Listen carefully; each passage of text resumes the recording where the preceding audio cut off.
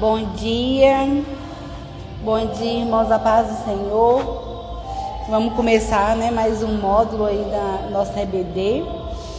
Nós finalizamos, nos primeiros 6 meses do ano, o primeiro módulo, nós fizemos um módulo sobre os fundamentos da fé cristã. E a gente passeou aí, sobre as doutrinas da fé cristã, passeamos sobre a doutrina de Deus, a doutrina do pecado, a doutrina da salvação, enfim, que passeamos sobre os fundamentos mesmo da nossa fé, Nós conversamos sobre isso na primeira aula, entendemos que o quão é importante que nós possamos entender o fundamento da nossa fé.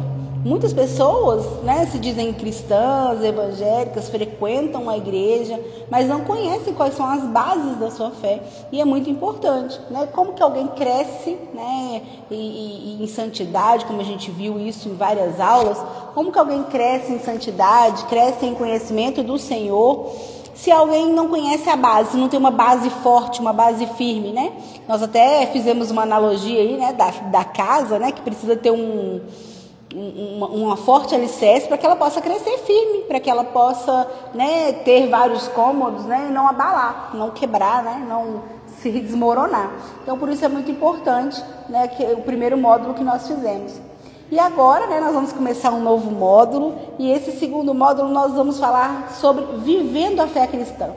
Nós falamos sobre os fundamentos da fé, nós conhecemos aquilo que é fundamento da fé cristã, e agora nós vamos falar sobre como viver isso na prática, Como aplicar tudo isso que eu aprendi, que eu entendi, o que isso muda na minha vida, Então nós vamos falar sobre isso, Como é que essa doutrina, ela se influencia a minha vida prática, a minha vida no trabalho, a minha vida na escola, onde eu estiver.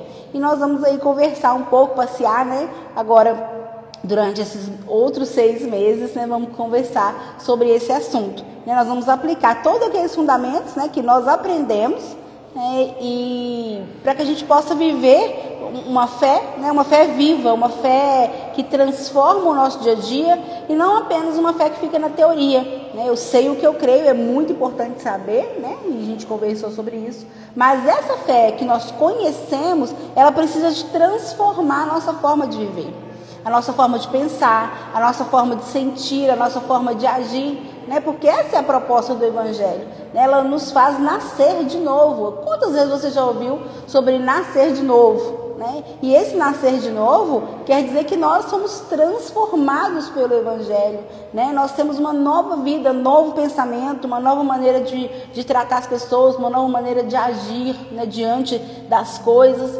E é sobre isso que nós vamos falar, nesse modo. Como diz lá em Tiago, capítulo 1, versículo 22, se você nunca entrou aqui, eu sempre falo, estou falando aqui agora vários versículos, e eu gostaria que vocês olhassem na Bíblia, confirmassem lá na Bíblia, porque é muito importante, que vocês confiram mesmo, conheçam a palavra, tenham conhecimento da palavra e confiram aquilo que vocês estão ouvindo de pregação.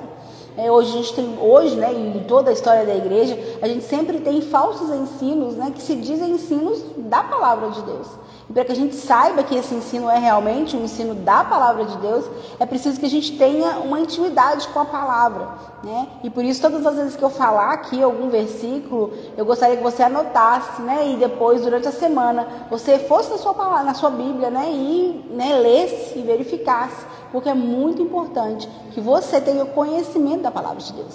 Então, lá em Tiago, capítulo 1, versículo 22, a carta de Tiago é uma carta que fica no Novo Testamento, é uma carta escrita por Tiago, um dos discípulos. Na verdade, Tiago ele não era discípulo de Jesus, Tiago, a história da igreja diz que ele era um dos irmãos, alguns dizem que primos, mas enfim, era parente de Jesus e que creu em Cristo depois que Jesus ressuscitou. E Tiago, lá na carta de Tiago 1:22, diz assim: sejam praticantes da palavra e não apenas ouvintes. Então, aprendemos muitas coisas lá no módulo 1 e agora nós vamos aprender a sermos também praticantes, não só ouvintes, E isso é muito importante. Bom dia, Ana, seja bem-vinda. Ana está sempre aqui. Um prazer ter você aqui conosco. Ana, nós estamos começando um novo módulo, estou aqui falando sobre isso. E esse novo módulo nós vamos falar sobre vivendo os fundamentos da fé né, na prática. Nós conhecemos os fundamentos e agora nós vamos falar sobre como aplicá-los na vida prática. Então, assim, uma boa teologia, ela precisa ser vivida, né? Ela precisa transformar a nossa vida, ela precisa renovar a nossa mente, né? Consolar o coração e transformar os nossos comportamentos. E é sobre isso que nós vamos mergulhar aqui nesse módulo, né? E com o coração ensinável, eu quero te convidar a vir e sedento, né? Para viver o Evangelho com mais profundidade e fidelidade. Não só conhecê-lo, né? Mas vivê-lo, né? E hoje nós vamos começar falando sobre a soberania de Deus, né? E como isso muda a nossa confiança, né?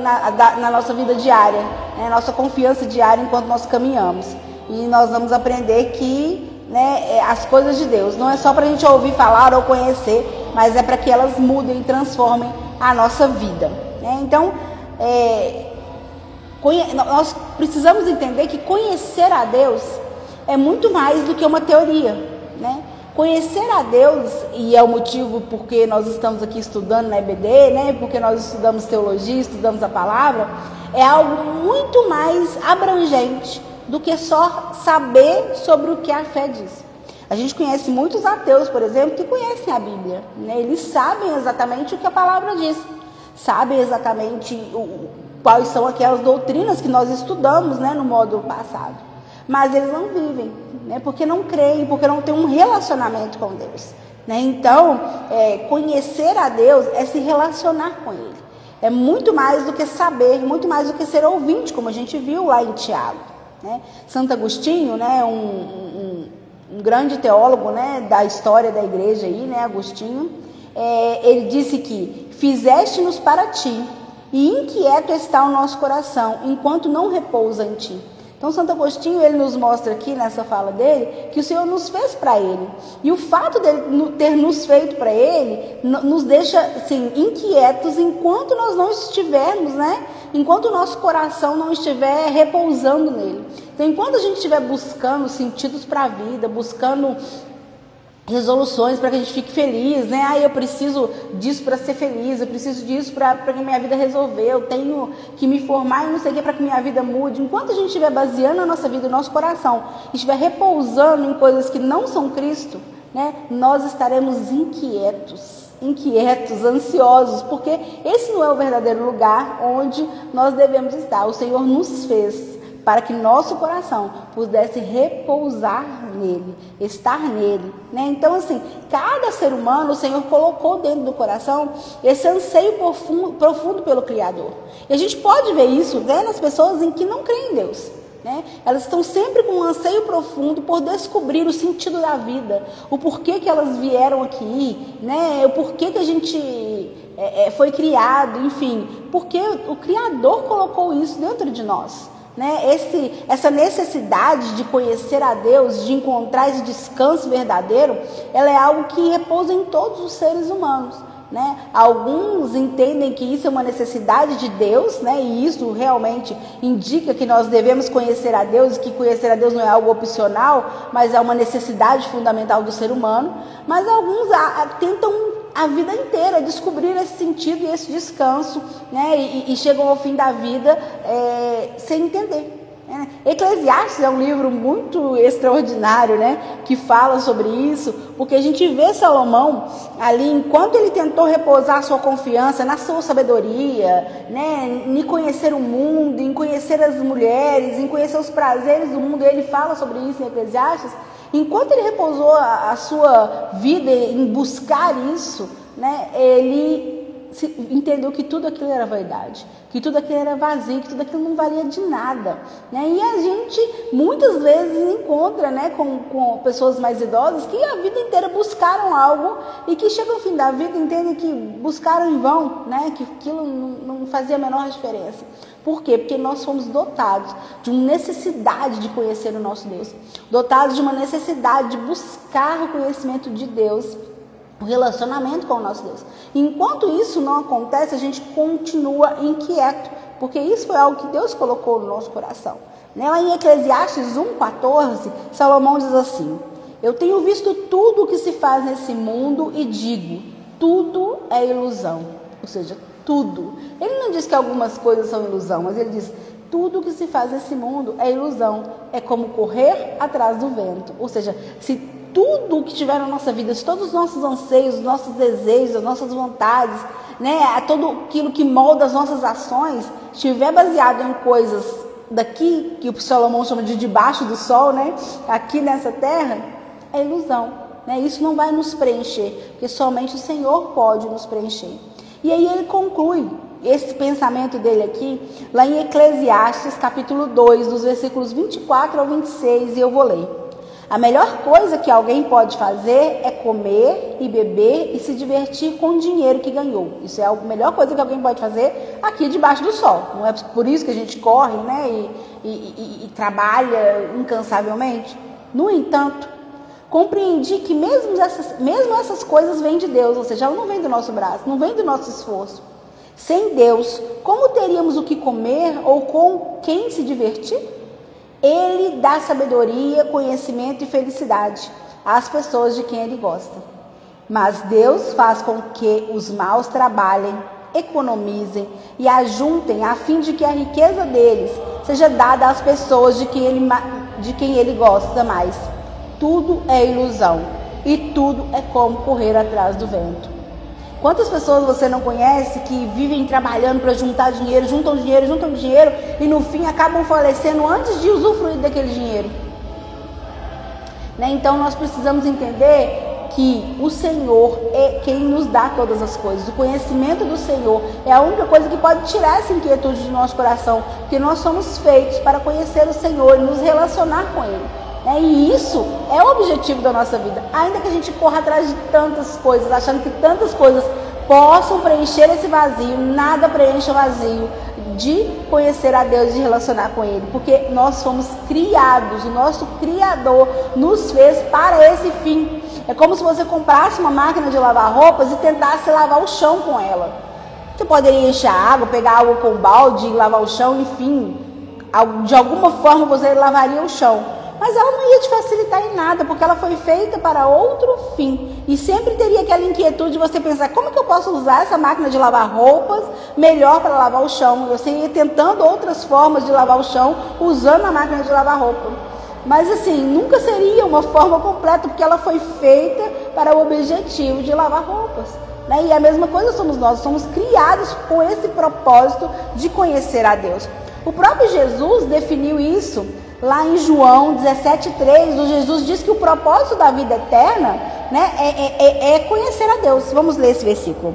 João, não é carta de João, é o Evangelho de João, capítulo 17, versículo 3, que diz assim: e a vida eterna é essa, que conheçam a Ti, por único Deus verdadeiro, e a Jesus Cristo a quem enviaste. Ou seja, a vida eterna na qual a gente sonha é conhecer a Deus.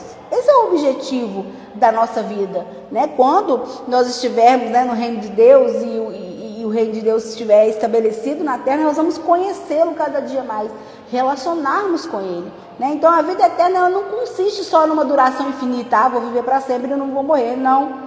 Mas ela consiste em um relacionamento real, de conhecimento e de intimidade com Deus. Da mesma forma, lá em Jeremias, Velho Testamento, profeta, capítulo 9, 23 e 24, diz assim, que nós não devemos nos gloriar na sabedoria ou no poder ou nas riquezas humanas, assim como Salomão concluiu lá nos versículos que a gente leu, diz assim: mas o que se gloriar, glorie-se nisso, em me entender e me conhecer que eu sou o Senhor. Então, quem se gloria não deve se gloriar naquilo que tem ou nas coisas que conseguiu, mas gloriar em conhecer o Senhor, porque esse é o propósito da vida. Esse é o propósito do qual nós somos criados, conhecer ao Senhor. E é por isso que às vezes você está tão quieto, parecendo que está faltando algo, parecendo que tem alguma coisa faltando em você, e você está sempre correndo atrás de algo, e quando você consegue aquele algo que você correu atrás, aquilo parece que não te satisfaz, porque existe algo que vai te satisfazer melhor. Né? Enfim, e esse algo é Deus, é o conhecimento de Deus, é a intimidade com Deus. Né? Então, o maior privilégio do ser humano e o maior empreendimento do ser humano, o maior propósito, se você procura aí qual é o seu propósito, vai atrás de revelação para alguém te diga, o propósito do ser humano é conhecer a Deus, é se relacionar com Deus. né? Viver uma vida de intimidade com Deus. Nós somos criados para esse conhecimento, né? A própria palavra nos fala no início, né? Lá no início a palavra em Gênesis diz que nós somos criados à imagem e semelhança de Deus, né? Então o homem, ele foi criado à imagem e semelhança de Deus a fim de que ele conhecesse a Deus, né? Em nós foi impresso algo, né? que vem de Deus, né? Que é algo que se parece com Deus, justamente para que a gente se empenhasse em conhecer a Deus, né? Então, conhecer o nosso Criador corretamente, amar o nosso Criador de todo o nosso coração, né? E viver de uma forma que a Bíblia nos chama de bem-aventurado, viver uma forma de alegria, estamos contentes e alegres, é viver uma vida que contempla o Senhor, que conhece o Senhor, e é somente dessa forma, né? Então, nós somos feitos à imagem de Deus, inclusive para nos relacionarmos com Ele, né? Tanto que lá no início da palavra diz: façamos o homem à nossa imagem e semelhança. Esse façamos já predispõe esse relacionamento ali da Trindade, né? Que está sendo ali de certa forma estendido a nós, né? Nos criando a imagem e semelhança ali deles, né? Para viver essa comunhão, esse amor com o próprio Deus. Então, Deus não criou o ser humano de forma aleatória. Eu vou criar o ser humano para poder compor a cadeia alimentar. Não. Deus criou o ser humano, né? E direcionou o ser humano a conhecê-lo, né? Direcionou o nosso entendimento, a contemplação do Criador, a buscar um Criador, a buscar o sentido, o propósito. E esse propósito só está em Deus. Então, por isso é tão importante, né, que nosso conhecimento se transforme em vida prática, porque foi para isso que nós somos criados, né, o conhecer a Deus, né, nós precisamos entender isso. Inclusive, a palavra conhecer, né, na teologia, ela é uma palavra que ela é utilizada para intimidade, né, tanto que você vai ver que em alguns relatos, né, sobre casamento, por exemplo, né, Isaac e Rebeca. Isaac conheceu a Rebeca. Esse conhecer predispõe intimidade, né? É até usado para o próprio ato sexual em si, né? E não tem nada a ver aqui, né, dessas heresias que dizem né, não tem nada a ver uma coisa com a outra. Mas o que nós estamos dizendo aqui é que esse ato de conhecer um ao outro, no ser humano, no caso, o maior ato de intimidade de conhecer é, né, o ato sexual ali em si, mas esse conhecer pressupõe intimidade, relacionamento. E conhecer a Deus também pressupõe intimidade e relacionamento com Deus, né? Então, por isso é tão importante, né, nós conhecermos a Deus. Por isso que o próprio Cristo fala que nós temos que conhecer a Deus e que a vida eterna consiste em conhecer a Deus, ou seja, em se relacionar com Deus, né, em andar com Deus, em ter intimidade com Deus, né? Então, por isso que nós não basta a gente ter uma fé naquilo que a gente conhece, mas a gente precisa, né, amar a Jesus num relacionamento, ter um relacionamento sólido, né, que é aquilo que nós precisamos, é aquilo que nós fomos criados para ser, né, para viver, é o nosso propósito, né? E nós precisamos buscar esse conhecimento de Deus, ou seja, esse relacionamento com Deus, né? Em Oséias, o profeta Oséias, lá no capítulo 4, versículo 6, ele diz assim: o meu povo foi destruído por falta de conhecimento. Né? Então, quando eu e você negligenciamos esse conhecimento, esse relacionamento com Deus, né? Esse Deus que muda e transforma as nossas atitudes diárias, nós ficamos vulneráveis a enganos, né? Vulneráveis a achismos, ou seja, eu acho que é assim que serve a Deus. E aí a gente cria um monte de protocolos, tem que ser assim, tem que fazer isso, e às vezes, né, não é isso que está na palavra, isso é um achismo ou é um falso ensinamento. Então é por isso que é tão importante, né, nós conhecermos ao Senhor. E o próprio Oséias, mais à frente, ele nos incentiva a conhecer e prosseguir em conhecer, né? Porque ali ele estava dizendo ao povo que eles estavam ali naquele momento de ruína espiritual. Por quê? Porque eles não buscaram um relacionamento com o Senhor, não buscaram conhecer ao Senhor, né? E lá Oséias 6,3 diz assim: conheçamos e prossigamos em conhecer ao Senhor. Isso é algo, né, que o próprio Senhor falou através da vida do profeta Oséias, que nós devemos conhecer e prosseguir em conhecer, ou seja, é uma vida de conhecimento, é uma eternidade de conhecimento, porque o nosso Deus, ele é tão extraordinário que eu e você não temos essa dimensão de quem é o nosso Deus né, totalmente, porque o nosso Deus, ele é extraordinário. Lembra que nós estudamos isso, né, na doutrina de Deus, que o nosso Deus, ele é eterno, algo que não entra dentro da nossa limitação de tempo, né? O nosso Deus, ele é totalmente fora, né, daquilo que cabe dentro da nossa mente. Ele é totalmente outro, como diz, né, Karl Barth. Ele é um Deus que nós precisamos conhecer e temos uma eternidade para conhecê-lo, porque ele é infinito, né? Ele é muito maior do que aquilo que cabe dentro da nossa mente, né? Então, para que a gente possa viver uma vida prática, né, viver os fundamentos da fé, nós precisamos ter um relacionamento com Deus, conhecer ao nosso Deus, né? E não só teoricamente, mas relacionalmente. E isso precisa mudar quem eu sou. Quando muda quem eu sou, muda como eu penso, muda como eu falo, muda como eu me relaciono com as pessoas, muda como eu trabalho, muda tudo. E é sobre isso que nós vamos falar durante toda essa série, né? Como viver as bases da fé cristã na nossa vida prática, porque isso precisa influenciar toda a nossa vida prática. C.S. Lewis, ele falava, né, que a teologia, né, o conhecimento de Deus, ele é como se fosse um mapa. Como se fosse um mapa. Então, a experiência pessoal com Deus é algo muito importante, né?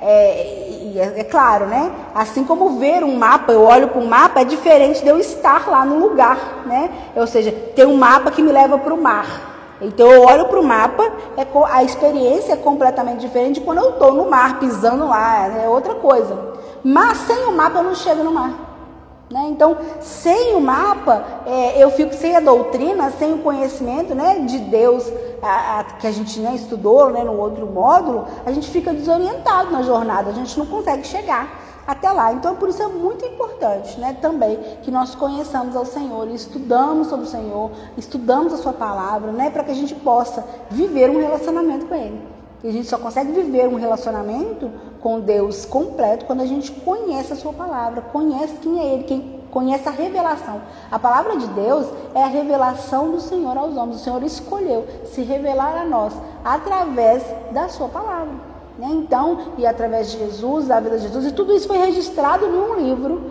né? E esse livro está ali mostrando quem é o nosso Deus, né? Que é o nosso Senhor. Então, nós precisamos, né, nos empenhar nisso, para que a gente não tenha uma imagem distorcida de Deus, né? Mas a gente entenda a importância do nosso estudo bíblico aqui, de estar aqui numa EBD, né, de conhecer ao nosso Deus, para que a gente possa se relacionar com Deus. Nós precisamos conhecer a Deus, né? Então, é muito mais do que um mero intelecto, mas é fortalecer a fé com o entendimento. Eu conheço o meu Deus, eu entendo, e por isso eu me relaciono, e aí por isso eu tenho uma profunda admiração por Ele, ainda maior, né? E respondo isso com amor e obediência, né? Então isso deve aí andar juntos. Então vamos entrar aí, né, no nosso tema dessa manhã. A gente falou sobre, né, aquilo que a gente ia estudar nesse tempo, a importância do conhecimento de Deus e a importância do nosso relacionamento com Deus, né? A importância de conhecer a Deus e como Deus quer que nós o conheçamos, né? E agora, né, nós vamos prosseguir aí falando sobre a soberania de Deus. Como essa soberania de Deus, ela muda a nossa confiança em Deus, né? Então, a soberania de Deus todo mundo sabe, nós estudamos juntos, isso inclusive era um atributo de Deus na aula sobre Deus, nós falamos sobre isso, né? Ela significa que Ele é o governante supremo e absoluto de todo o universo, né? Então, nada acontece sem a permissão e sem que esteja de acordo com o propósito eterno. Então, tudo está debaixo das mãos do nosso Deus soberano. Ah, mas Manu, Jesus, isso não entra na minha cabeça, porque acontecem tantas coisas ruins, acontecem tantos problemas. Todas as coisas estão debaixo, né, da permissão do nosso Deus. Inclusive, as coisas ruins acontecem, né, porque o Senhor permite. E a Bíblia ainda vai mais a fundo. A Bíblia nos diz que Ele usa essas coisas, né, que acontecem, porque Deus não é o criador do mal, mas Ele usa as coisas ruins que acontecem para o nosso bem, né, para nos moldar segundo ali o seu caráter, a sua vontade. Então, o Senhor, ele tem o controle de todas as coisas, Ele não perdeu o controle de nada. Nada foge do seu controle, né? E nada foge ali do seu propósito eterno. né, de salvar os homens, né, e tudo aquilo, todo o seu plano eterno. Nada foge do plano eterno de Deus, porque o Senhor, ele é soberano. Para mim e para você parece algo muito dissonante nesse sentido, mas é algo que não cabe dentro de uma coisa não anula a outra, tá? Nós vamos falar um pouco mais sobre isso aí. Então o Senhor, ele tem autoridade, liberdade, sabedoria e poder sobre todas as coisas. Isso quer dizer que o nosso Deus, ele é soberano. Então Deus, ele não é apenas um observador passivo. Nós falamos sobre isso em algumas aulas também, que está olhando o mundo acontecer lá e deixando que tudo aconteça da maneira que for acontecendo. Não, mas ele é um agente ativo, que governa cada detalhe da criação que ele fez. Né? Então, ele providencia, né? ele cuida ali da providência dele, da redenção, do julgamento. Ou seja, todas essas coisas não estão acontecendo aleatoriamente, mas o Senhor governa cada uma das coisas. Né? E esse tema é muito importante para a nossa vida, porque quando às vezes a gente vive inseguro, com medo, né, de problemas e com medo das coisas que acontecem no mundo, e a gente se esquece que o nosso Deus, ele é soberano. Né? O nosso Deus, ele está no controle de todas as coisas. Então a compreensão da soberania de Deus, ela é fundamental para que eu e você tenhamos uma fé madura, né? E uma fé resiliente, que não, como diz o próprio Jesus, não vai para lá e para cá com ondas, né? Ah, hoje Deus é bom, hoje Deus não é bom mais, eu vou procurar outra religião porque essa aqui não, né? Deus não foi bom, enfim, né? Então o conhecimento verdadeiro da soberania de Deus, ela muda a nossa vida, porque ela nos dá uma fé madura e uma fé resiliente, né? Que mesmo diante de circunstâncias e problemas, nós sabemos quem é o nosso Deus, sabemos que Ele está no controle, sabemos que Ele cuida de todas as coisas, né? Então assim, ela nos oferece um consolo, uma segurança, um encorajamento em todas as circunstâncias da nossa vida, né? Está acontecendo algo difícil e eu entendo que o Senhor não perdeu o controle de nada. Né? Mesmo que aquela coisa que eu não queria, que não era do jeito que eu queria, não era da maneira que eu planejei, aconteceu, eu entendo que o Senhor, né, está no controle de tudo. Isso nos consola, isso nos dá descanso, né? Porque eu não preciso temer ou ficar ansiosa ou preocupada, porque o Senhor está no controle de todas as coisas. Então, por isso, é uma doutrina central da nossa fé, porque ela molda a nossa visão de Deus. A gente entende quem é Deus, quem é o homem, quem é o pecado e como essas coisas estão no controle, todas no controle, debaixo do controle de Deus. Né? Então, isso é algo que nos traz muito assim, descanso e consolo, né, na palavra de Deus. Né? Porque nós entendemos que o Senhor realmente é soberano e que a nossa vida não é regida pelo acaso. Ai, toda hora eu estou com medo de que algo me aconteça. Né? Não, mas pela mão sábia de um pai celestial, né? Saber disso é essencial para a vida cristã. Nós estamos nas mãos de um Deus que é Pai, um Deus que ama, né? Um Deus que cuida, um Deus que promete que todas as coisas, né, que acontecerem, as ruins e as boas, assim como diz Paulo, né, ele aprendeu a ter fartura e aprendeu a passar necessidade de todas as coisas, né? O Senhor faz com que cooperem para o nosso bem, para o nosso crescimento, para o amadurecimento da nossa fé, para que a gente possa, né, descansar no Senhor.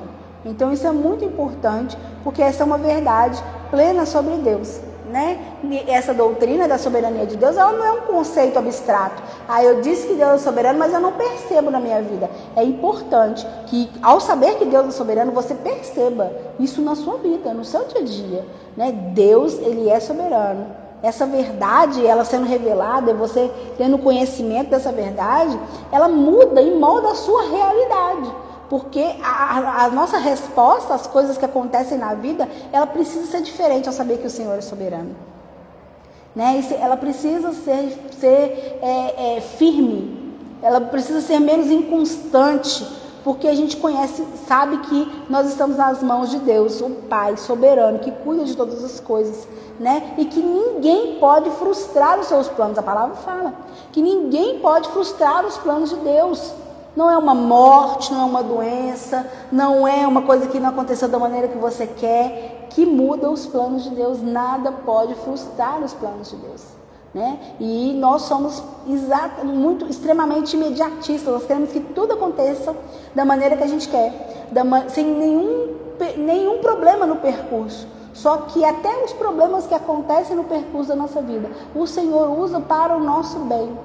Isso é uma palavra dura, às vezes, né, de pensar, mas nós precisamos conhecer a Deus e viver isso. Está vendo a diferença de conhecer? Quando eu disse que o Senhor é soberano, todo mundo falou, eu creio que o Senhor é soberano.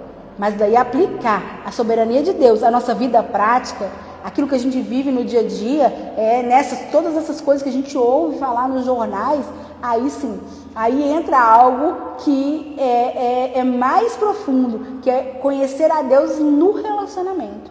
Ou seja, durante a minha vida, nos acontecimentos da vida, o Senhor está envolvido ali, Ele é soberano. Né? Ele não está, Ele é soberano, porque Ele é Deus. Se Ele não fosse soberano, Ele não seria Deus. Né? Se Deus não fosse soberano, Ele não seria Deus. Então, o nosso Deus, Ele é soberano. E nós precisamos fazer com que isso mude, né, a nossa capacidade de entender. Se eu e você, se Deus agora não quisesse que eu e você respirasse, nós não estaríamos respirando. Até isso, até o ar que nós respiramos, gente, é providência de Deus. Se Deus não quiser dar o ar, Ele não dá. Então Ele é soberano, todas as coisas estão no controle dEle. Né? Então Deus, Ele é soberano sobre tudo que existe, sobre toda a criação que Ele mesmo fez.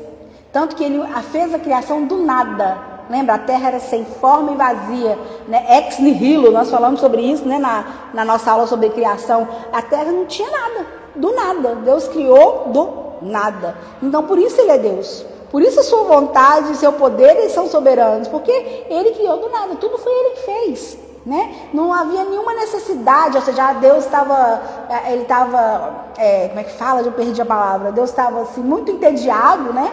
E aí Ele resolveu criar. Não havia nenhuma necessidade externa que Deus precisasse de criar. Ele já era completo na Trindade, nós falamos sobre isso também. Mas foi um livre ato da sua vontade, da sua soberania, de criar todas as coisas. Né? Lá no Salmo 33, 6 ao 9 diz assim: pela palavra do Senhor foram feitos céus e terra, e todo o exército deles pelo Espírito da sua boca. Pois Ele falou e tudo se fez, Ele ordenou e tudo apareceu. Ou seja, a palavra de Deus, a autoridade de Deus, Ele é soberano. Ele falou e tudo foi criado. E próprio João, também lá no Evangelho de João 1,3, diz que todas as coisas foram feitas por Ele. E sem Ele, nada do que foi feito se fez. Então, e sem Deus, sem a soberania de Deus, nada disso aqui existiria. Deus é soberano, criador de todas as coisas. E Ele, além de criador de todas as coisas, Ele é o sustentador de todas as coisas.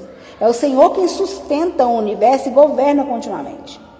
Um ateu, por exemplo, que não conhece a Deus, que não acredita que Deus existe, e não conhece a Deus também, consequentemente, ele vive pela providência de Deus. Ainda que ele não conheça e ainda que ele não creia, ele vive pela providência de Deus, porque o dia que Deus não quiser que ele respire mais, ele não respira mais.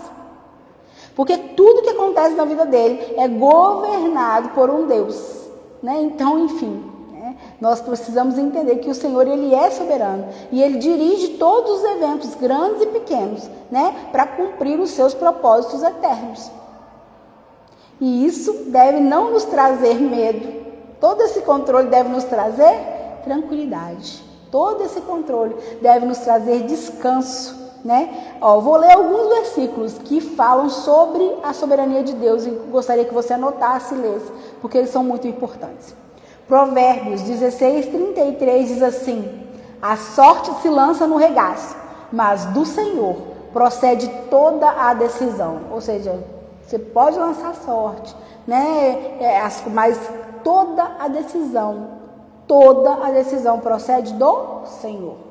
Romanos 8:28 diz assim: sabemos que todas as coisas cooperam para o bem daqueles que amam a Deus, daqueles que são chamados segundo o seu propósito. Ou seja, Deus é quem orquestra a vida dos seus filhos ali.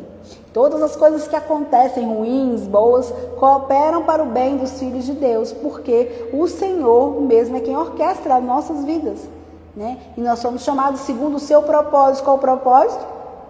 Conhecê-lo e se relacionar com Ele.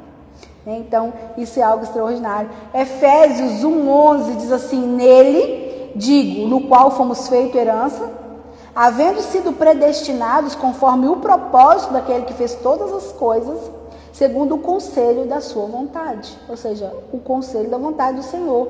É sobre isso que todas as coisas são feitas, né? Então, o Senhor, ele nos predestinou com um propósito. Qual que é o propósito? Conhecer a Deus e se relacionar com Ele.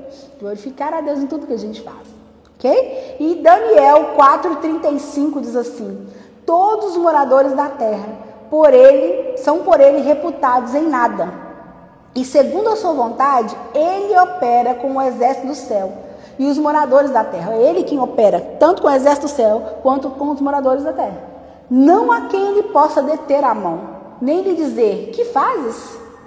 Né? Então aqui, alguns versículos nós passeamos aqui, Novo Testamento, Velho Testamento, né? Livros de sabedoria, livros de revelação, enfim, nós passeamos, livros históricos, passeamos sobre tudo aqui. E todos eles, né? Toda a Bíblia diz que o Senhor está no controle de todas as coisas, que o Senhor é soberano, e isso precisa mudar a maneira com que eu e você enxergamos a vida, os eventos, né, da vida.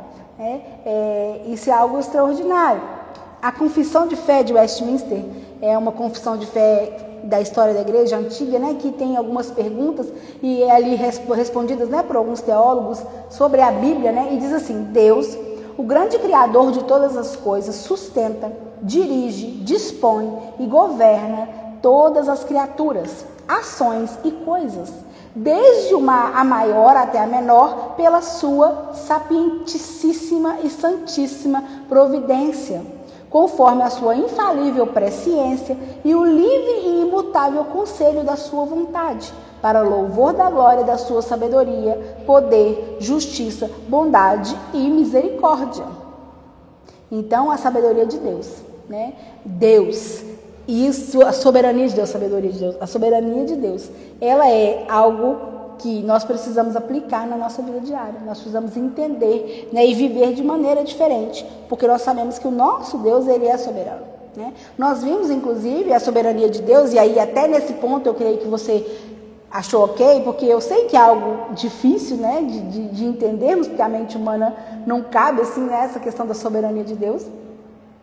Mas até a salvação, né, quando a gente disse, nós conversamos sobre isso, né, que a salvação é uma obra inteiramente de Deus, né, uma obra ali que eu e você não merecíamos ser salvos, eu e você não fizemos nada para que nós fôssemos salvos, porque nós não temos capacidade de fazer, porque nós estávamos mortos nos nossos delitos e pecados. E Deus, né, nós até aprendemos uma palavrinha nova, né, monergismo, né, que é aquilo que só Deus fez, só um agiu, feito por um só, né? O Senhor fez a nossa salvação. Então, nós sabemos, até aí a gente consegue entender a soberania de Deus, né? Deus nos salvou de acordo com a sua vontade, com a sua graça, porque eu e você não merecíamos nada, né? E aí a gente viu aí alguns versículos sobre isso. Eu vou reler 2 apenas para que a gente possa caminhar. Lá em Efésios 2, 8 e 9 diz assim: porque pela graça sois salvos por meio da fé, e isso não vem de vós, é dom de Deus. Não vem de obras para que ninguém se glorie.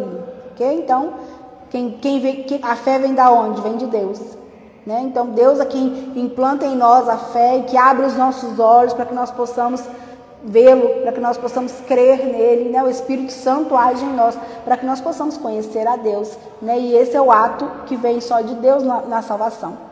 João também, lá no Evangelho de João 6,44, diz assim: ninguém, próprio Cristo, né, falando, ninguém pode vir a mim se o Pai que me enviou não o trouxer. E eu o ressuscitarei no último dia. Então ninguém pode vir a Deus se o Pai não o trouxer a Jesus, né? Se o Pai mesmo não fizer esse movimento. Então, soberania de Deus, né? Deus age na nossa salvação de acordo com a sua vontade.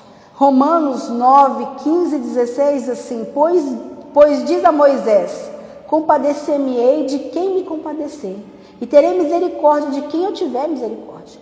Assim, pois, isso não depende do que quer, nem de quem corre, mas de Deus, que se compadece.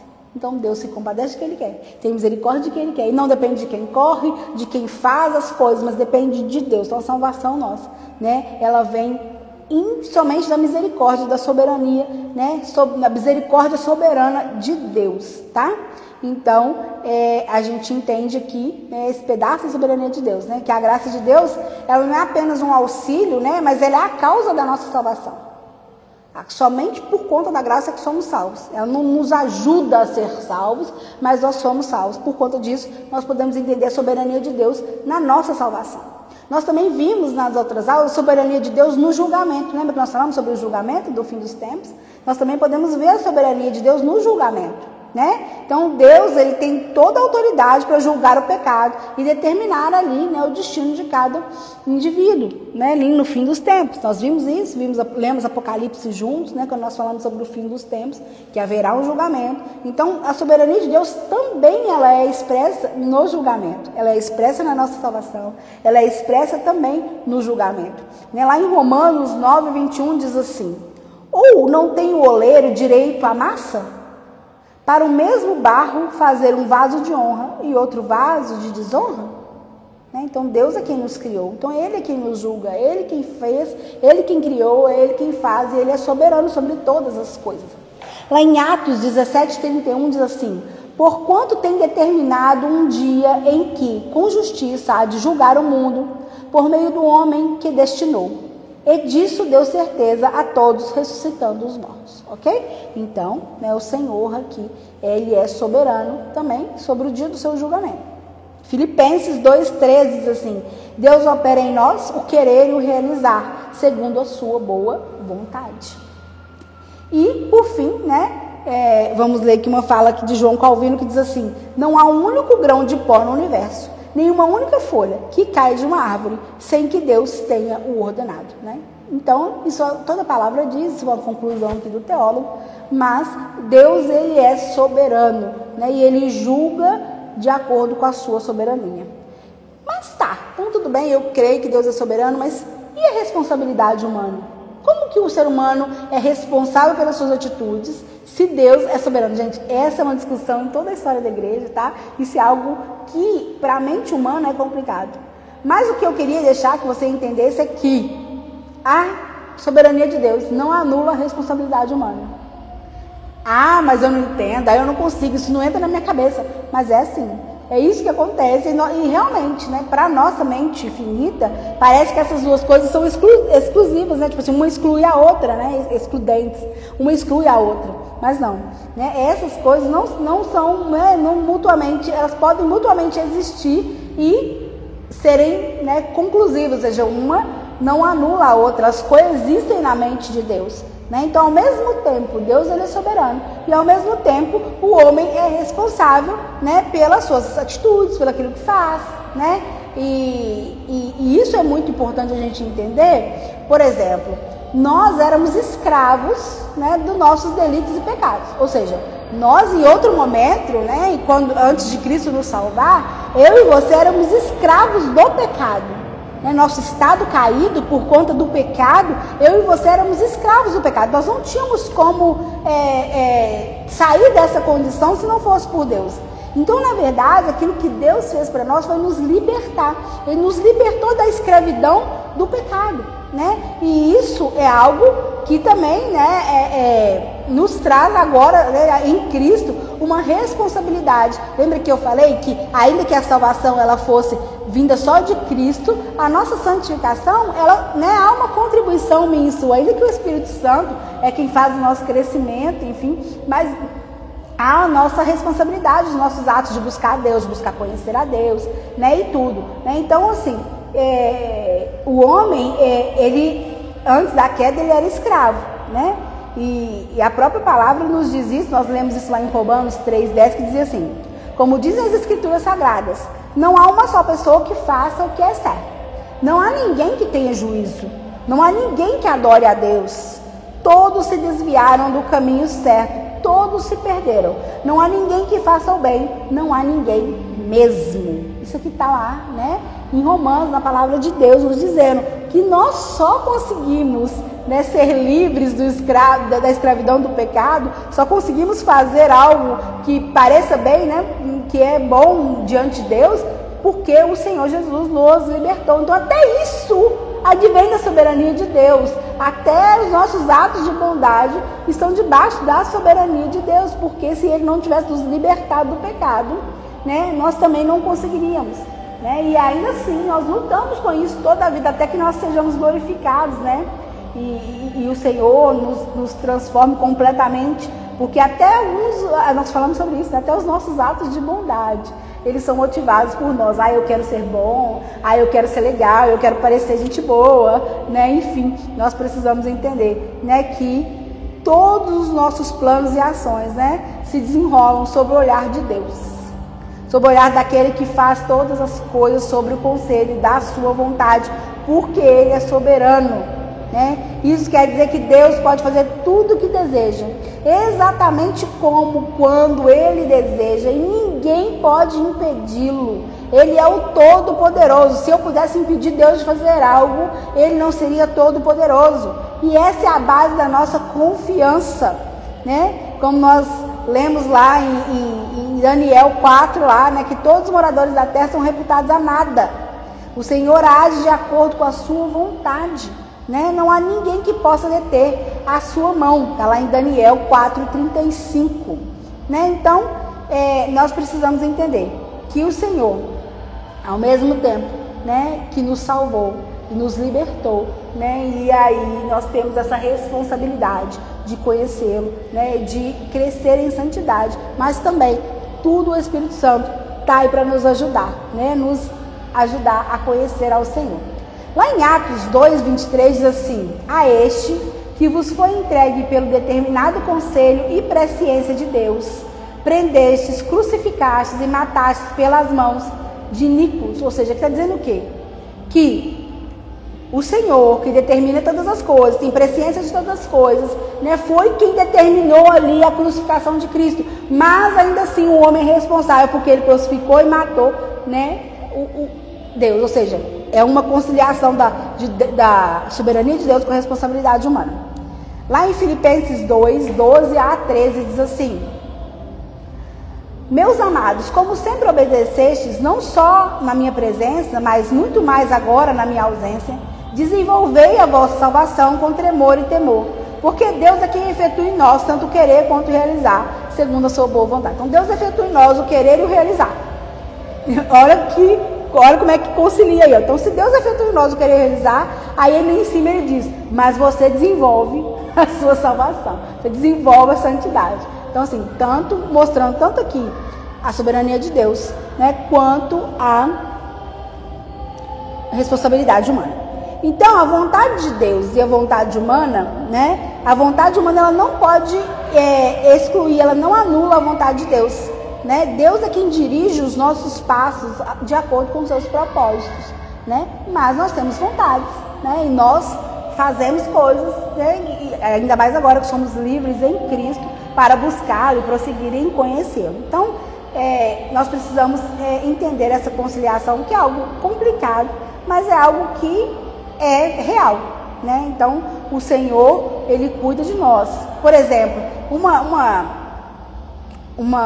um exemplo extraordinário disso é a vida de José do Egito, por exemplo. Né? O José do Egito era um jovem, né? E aí ele foi vendido pelos seus irmãos, né, como escravo, né, ali para o Egito. E lá no Egito ele foi usado como libertador ali, né, dos irmãos dele. Os irmãos dele estavam tendo uma fome, e aí eles iam morrer, e aí ia acabar. Então, José do Egito ele foi utilizado para poder continuar ali a genealogia de Cristo. Olha que coisa extraordinária. Mas ele foi vendido para os irmãos como escravos. Ou seja, os irmãos não foram responsáveis por ter vendido ele como escravo, foram responsáveis ali. Mas Deus, né, soberanamente estava conduzindo toda aquela história. Né? Tanto que José diz assim: vós, na verdade, intentaste, ele falando com os irmãos dele, vocês, na verdade, intentaste mal contra mim, quando me vendesse. Porém, Deus o tornou em bem, para fazer o que se vê neste dia, conservar a vida de muita gente. Aqui, né, na história de José, a gente vê ali um misto, né, de responsabilidade humana dos irmãos que venderam ali, fizeram aquilo, e da soberania de Deus, agindo ali em toda aquela história. Né? Então, a gente pode entender, né, que isso é algo bíblico. Né? Então, a soberania de Deus é algo real na nossa vida, e ela deve mudar a nossa confiança diária, né? Então nós não devemos andar ansiosos, porque nós sabemos que o nosso Deus é soberano. Nós sabemos que nós não estamos aí no acaso, que o mundo não é um mundo incerto em que eu estou aí podendo a todo momento viver um perigo. Não, o Senhor, Ele é soberano. Nós vivemos sim num mundo incerto, cheio de crises, doenças, problemas financeiros, tanta coisa, né? Mas o Senhor não perdeu o controle de todas as coisas. A soberania de Deus, ela faz a diferença, porque Ele está no controle e nós temos um Pai Celestial que cuida de nós. Ainda que, né, na nossa vida aconteçam sofrimentos, na vida de Jesus aconteceu sofrimentos, sim, na vida de Jesus aconteceu coisas, por que na nossa vida, enquanto cristãos, não aconteceriam coisas difíceis? Mas Jesus sofreu, Jesus foi rejeitado, Jesus morreu, morte de cruz, a pior morte que poderia haver. Por que eu e você estaríamos livres do sofrimento, né? Mas Jesus nos promete algo extraordinário, que Ele estaria conosco todos os dias da nossa vida. Ele estaria conosco todos os dias da nossa vida, né? Ele conhece as nossas necessidades, Ele sabe dos nossos sofrimentos. Ele é um homem de dores que viveu sofrimentos, mas que Ele ressuscitou, e Ele vive, Ele está no céu, no controle de todas as coisas, e isso é a nossa esperança. A soberania de Deus, ela muda a nossa confiança. Então, quando você estiver estressado, quando você estiver ansioso com os problemas, fale para o seu coração, como o salmista falou: por que está aflito a minha alma? O meu Deus, Ele é soberano sobre todas as coisas. Não há folha da árvore que caia se Deus não permitir. Então não ande ansioso, coração. É por isso que em tantas vezes na Bíblia fala: não andeis ansiosos por coisa alguma, porque o Senhor está no controle de todas as coisas, né? Meu desejo hoje, nós não chegamos aqui, não conseguimos terminar essa aula, mas tem muitas coisas ainda para falar sobre a soberania de Deus. Mas o que eu quero que você guarde no seu coração nessa manhã é que Deus, Pai amoroso, soberano, está no controle de todas as coisas. Todas as vezes que seu coração estiver aflito e ansioso, né, se relacione com Deus, coloque diante de Deus em oração todos os seus pedidos, né, lance sobre o Senhor toda a sua ansiedade, todas as ansiedades, medos, inconstâncias, frustrações, problemas. Lance todas essas coisas, sabe, em oração ao Senhor, porque o Senhor, Ele nos faz descansar. Ele nos faz descansar na sua soberania, né? Nada mais do que a soberania de Deus nos faz descansar, porque nós sabemos que o Senhor está no controle e que Ele cuida de nós como um Pai amoroso.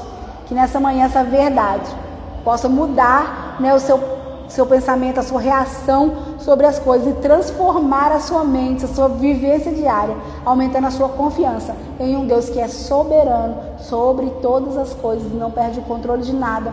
Nada acontece fora do conselho da sua vontade. Vamos orar? Senhor Deus, nós te agradecemos pela tua soberania. Eu peço, Pai, que quem está aqui hoje, a Ana que está aqui agora, Deus, e todos aqueles que forem ver essa aula, Senhor Deus, possam descansar na sua soberania. Saber que nós podemos confiar no Senhor, que nós não devemos viver vulneráveis, preocupados com as coisas que vão acontecer, mas sabendo que o Senhor está no controle de todas as coisas. O Senhor é um Pai amoroso, que cuida, que ama, que não perde o controle de nada. Deus, que nós possamos buscar te conhecer e prosseguir te conhecer, buscar nos relacionar com o Senhor verdadeiramente, e que esse relacionamento transforme a nossa vida, transforme a maneira com que nós falamos com as pessoas, com que nós reagimos às coisas, que todas as coisas, Deus, possam, Senhor Deus Pai, estar sempre, Senhor Deus Pai, dentro do nosso coração, trazendo inteligência e sabedoria sobre quem o Senhor é. Que nós possamos entender a sua soberania e que a sua soberania possa nos trazer descanso, sabendo que nada foge ao controle do Senhor. Obrigada por isso, Pai. Obrigada porque o Senhor cuida de nós. Obrigada porque o Senhor está no controle de tudo. Obrigada porque, mesmo diante de incertezas, crises, problemas, o Senhor, Pai, faz com que todas as coisas cooperem para o nosso crescimento, para o propósito da nossa vida, que é conhecer e se relacionar com o Senhor. Nós te louvamos e te agradecemos por tudo. Em nome de Jesus. Amém. Amém. Até a próxima aula, né? Nós vamos postar durante essa semana alguns resumos, né, desse tema, e que durante essa semana, todas as vezes que você tiver ansiedade, medo, né, qualquer crise que quiser vir ao seu coração, você possa, né, confiar na soberania de Deus e descansar de que Ele está no controle de tudo, que Ele te ama e que Ele cuida de você e que todas as coisas cooperam, né, para o bem daqueles que amam a Deus, né, para o nosso bem, para o propósito da nossa vida, que é conhecê-lo e se relacionar com Deus. Um bom dia, fique com Deus.